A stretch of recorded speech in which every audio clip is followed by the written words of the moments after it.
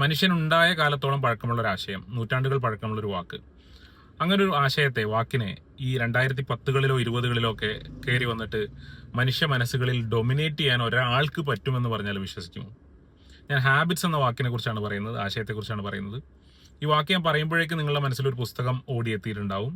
ആ പുസ്തകം എഴുതിയ ആളുടെ പേര് കുറേ പേർക്ക് അറിയുന്നുണ്ടാവും. ചില ആളുകൾക്ക് അയാളുടെ മുഖവും ഓർമ്മ വന്നിട്ടുണ്ടാവും. അറ്റോമിക് ഹാബിറ്റ്സ് എന്നുള്ള ബുക്കിനെ കുറിച്ചും ജെയിംസ് ക്ലിയർ എന്നുള്ള ഓഥറെ കുറിച്ചാണ് പറയുന്നത്. ലോകത്തെ ഓൾമോസ്റ്റ് എല്ലാ ഇടങ്ങളിലും, എല്ലാ ഭാഷാപരിധികൾക്കും അപ്പുറത്ത് ഹാബിറ്റ്സ് എന്നുള്ള ആശയത്തെ ജെയിംസ് ക്ലിയർ ഡൊമിനേറ്റ് ചെയ്തു.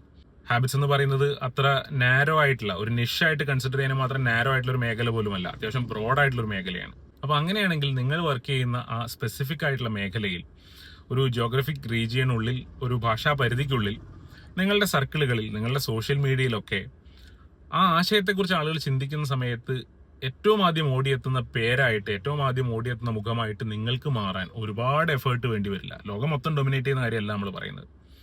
ഒരുപക്ഷെ സോഷ്യൽ മീഡിയയുടെ കാര്യം എടുക്കുകയാണെങ്കിൽ നിങ്ങൾ ആ ഒരു വിഷയത്തെക്കുറിച്ച് ഡെയിലി ഒരു റീല് ചെയ്തു കഴിഞ്ഞാൽ നിങ്ങളുടെ സർക്കിളിൽ ഏറ്റവും റീസെന്റ് മെമ്മറിയിൽ നിൽക്കുന്ന ഒരാൾ നിങ്ങളായിരിക്കും ആ വിഷയത്തിൽ.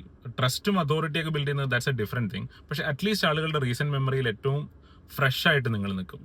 അപ്പോൾ അങ്ങനെയാണെങ്കിൽ നിങ്ങൾ ഡൊമിനേറ്റ് ചെയ്യാൻ ആഗ്രഹിക്കുന്ന, അങ്ങനെ നിങ്ങളുടെ കരിയറിനെ ബിൽഡ് ചെയ്യാൻ ആഗ്രഹിക്കുന്ന ആ മേഖല എന്താണ്, ആ വിഷയം എന്താണ്, കമന്റ് ചെയ്യും.